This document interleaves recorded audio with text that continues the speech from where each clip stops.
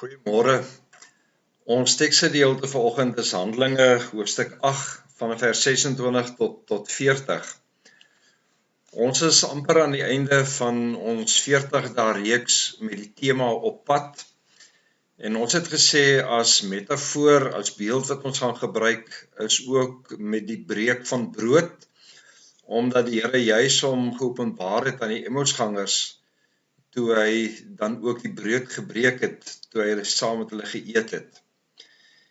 En ons het in hierdie tyd ontdek dat die Here eintlik by ons betrokke is, dat hy teenwoordig is in ons lewe.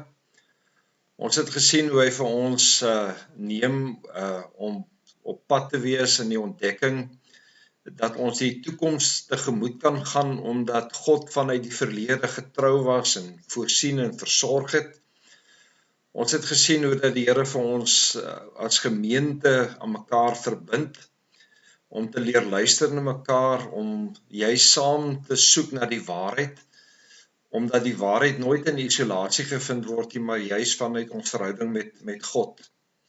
En vanoggend kyk ons na die op pad wees, en ons word uitgenooi om ook vreemdelinge deel te maak van God se koninkryk, ook in hierdie pad wat die Here met elkeen van ons stap. Ons lees hierso, 'n engel van die Here het vir Filippus gesê, maak jou klaar en gaan teen die middag na die pad toe wat van Jerusalem af na Gaza toe loop. Dit is 'n stil pad. Dan lees ons hoe Filippus klaar gemaak het en hoe 'n ontmande Ethiopiër wat 'n hoë pos beklee het aan die hof van die Kandake, soos die koningin van Ethiopië daai tyd bekend gestaan het, dat hy daar verbykom, dat die gees van die Here vir hom lei om met hom te begin gesels. En dan lees ons hierso, Filippus het daarop geantwoord en gehoor dat die man uit die profeet Jesaja lees. Toe vra hy vir hom, verstaan jy wat jy lees? Die Ethiopiër antwoord hom, hoe sou ek kon, as niemand dit vir my uitlê nie? Ons is die afgelope week bewus gemaak met die sluipmoordaanval op Charlie Kirk, prediker uit Amerika uit. En hy is 'n konservatiewe teoloog, baie sterk opinie gehad ook oor wat God se plan en God se wil vir ons lewe is, en ek dink 'n baie besonderse boodskappe wat hy gedeel het.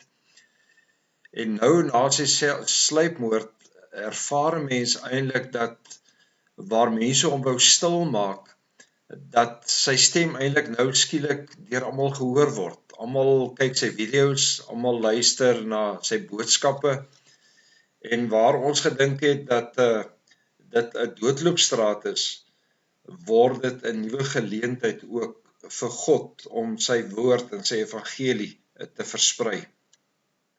Nou as mense gaan kyk na die gedeelte wat ons vanoggend gelees het, lees ons natuurlik dat die Here op pad is, dat hy in beweging is met sy kerk. As mense gaan kyk aan Handelinge tot hier by hoofstuk 6 vers 7, sien ons hoe hy uitreik na die Jode. Daar is 3 grense wat oorgesteek word, die grens na die Joodse Raad, die grens waar uitgereik word na al die Jode in daardie gebied, en ook hoe die weduwees, die Grieks en die Hebreeus sprekende weduwees gelyk versorg word. En dan van hoofstuk 6 vers 8 af, beweeg God met sy kerk na buite. En sien ons hoe dat die evangelie versprei word, juis na die Jode wat dan gebly het in Judea, Samaria, en tot in die uithoeke van Afrika. En dit word eintlik in beweging gebring deur die vervolging van Stefanus.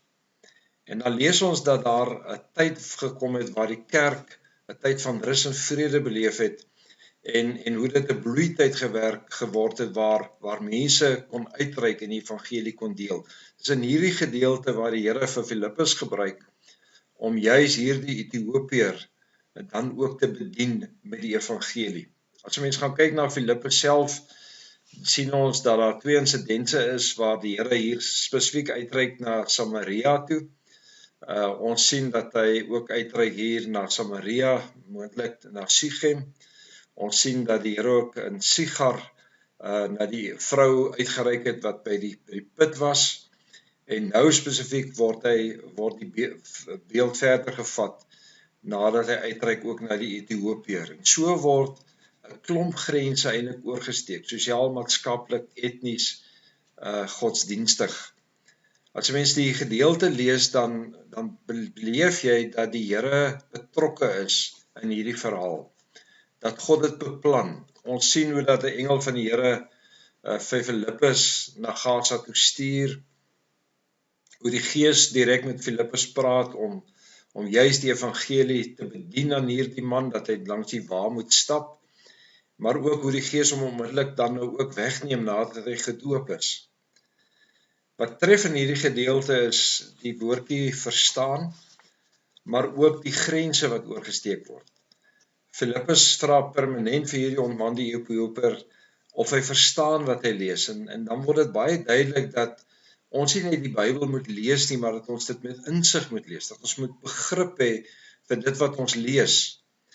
Wat hier belangrik is natuurlik is dat hy ook kan sê, maar hoe kan ek dit verstaan as niemand vir my dit uitlê nie? Hoe kan ek dit lees as niemand dit vir my hierin kan begelei of kan help om dit te verstaan nie?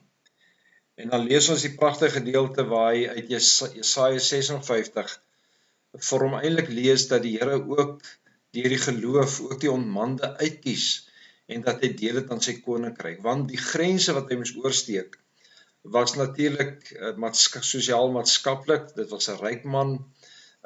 Mense sou dadelik kon sê, maar ek kan my nie met hom verselwig nie, daarom bly ek weg van die gesprek. Maar hy steek hierdie grens oor. Hy steek ook die grens oor van die godsdienstigheid, deurdat die Israeliete daai tyd geglo dat 'n onmande nie kan deel hê in die koninkryk van die Here nie. En hy steek daai grens oor en hy verkondig vir hom die evangelie van Jesaja 56 en so word hy begelei in die woord dat hy dan by 'n plek kom waar hy die Here kan aanneem en waar hy deel het aan God. Ek en jy word genooi om grense oor te steek. Ek en jy word genooi in die oppad wees saam met God, met sy kerk en beweging in die wêreld, dat die Here ons na mense toe stuur wat buitekant die kerk staan, met die bedoeling dat hulle moet deel word ook van God se koninkryk en God se werk. En daarom is dit dat ons in hierdie op pad wees, altyd sal onthou dat hierdie evangelie nie net vir my en vir jou bedoel nie, maar juis vir almal, sodat almal tot geloof in God kan kom. Kom ons bid saam. Here, seën vir ons en stuur vir ons, Here, na elkeen wat u woord moet hoor, sodat u koninkryk kan uitbrei en u geëer kan word. Amen.